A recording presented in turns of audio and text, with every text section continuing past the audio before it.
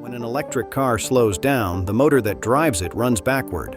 It stops behaving like a motor and starts behaving like a generator. The wheels turn it instead of it turning the wheels, and that reversal produces electricity, which flows back into the battery. This is regenerative braking, and almost every conversation about it ends at the same place, which is range. The car recovers some energy, the energy goes back in the pack, you drive a little farther. That part is true, and it is also the least interesting thing about the system.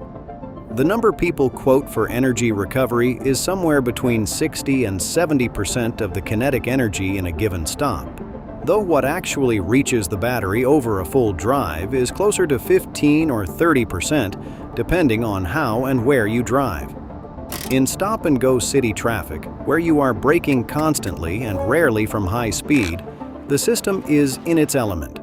On an open highway at a steady cruise, it does almost nothing, because you are not braking. The range benefit, in other words, is real but conditional, and it is the part the marketing keeps. What the marketing tends to leave out is everything the system does to the rest of the car. Start with the brakes themselves. An electric car still has conventional friction brakes, the same pads and rotors a gasoline car uses, sitting at each wheel and connected to the pedal. But in a car with strong regenerative braking, the motor does most of the slowing in ordinary driving, and the friction brakes only engage at the very end of a stop, or when you brake hard enough to need them. The result is that the pads and rotors do a fraction of the work they would do in a combustion car. They wear slowly. In some real-world fleet use, electric taxis among them, brake pads have lasted to around 100,000 miles, which in a gasoline car would be 3 or 4 sets of pads, sometimes more.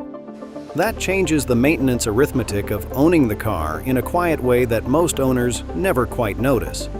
They simply stop having the brake conversation with their mechanic. The part of car ownership that used to be routine, the worn pad, the scored rotor, the grinding noise, recedes into the background and mostly stays there. There is a second consequence to barely using your brakes, and it is the kind of thing the engineers worried about before the owners did. Friction brakes are designed to be used.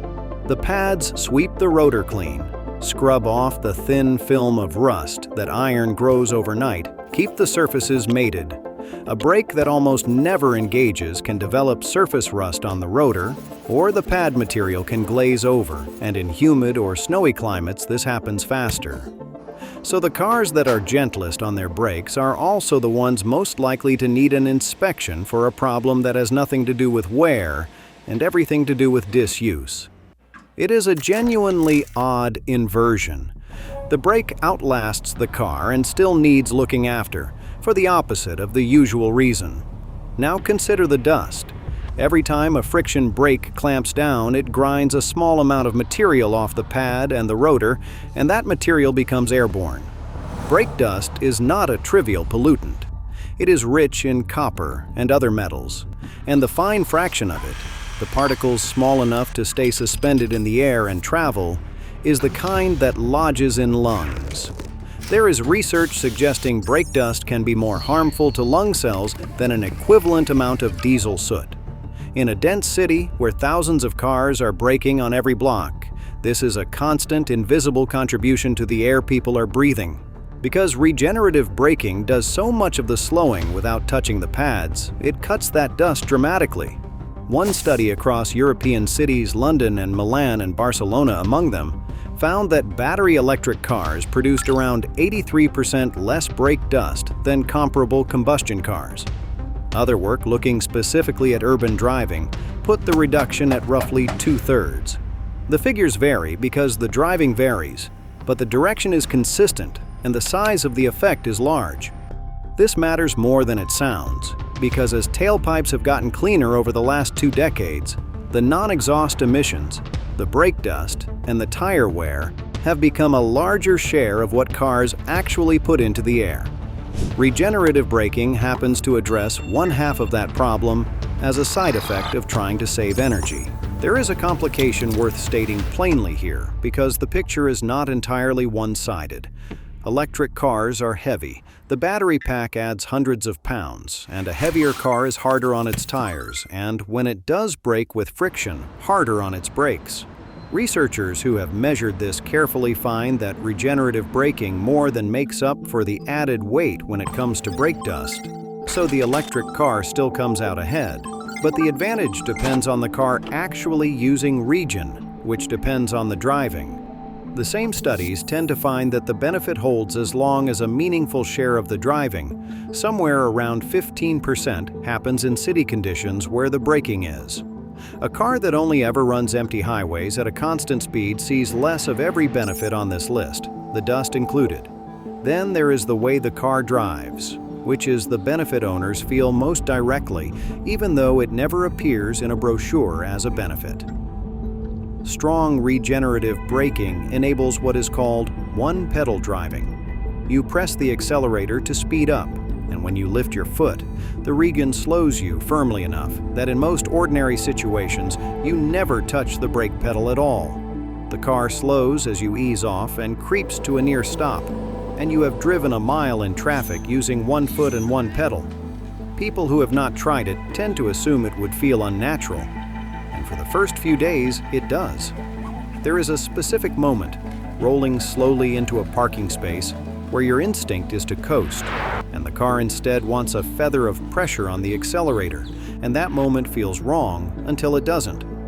Most drivers who give it a genuine week stop thinking about it and would not go back. The reason is partly that it is less work. In stop-and-go traffic, your foot is not constantly migrating between two pedals and over a long, congested drive that adds up to less fatigue. It is a small, ergonomic thing that turns out to matter on the kind of drive where small things matter most. And the deceleration itself is smoother. A human foot on a brake pedal modulates pressure imperfectly, especially in traffic, which is why riding in a car with a tired or distracted driver can be faintly nauseating.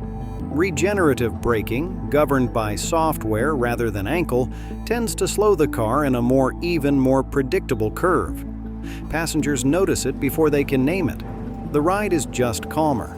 None of this requires the driver to do anything. The energy recovery, the brake preservation, the reduced dust, the smoothness, all of it happens whether the owner understands the system or not, simply because the motor is doing the work the brakes used to do. The range gain is the one benefit that depends on conditions and gets advertised anyway. The rest are quieter and more constant, and in the long run, probably more consequential to the car and the city it drives through. The motor was always going to be there to make the car go. It turned out to be useful in the other direction too, and most of what it does on the way back down goes unmentioned.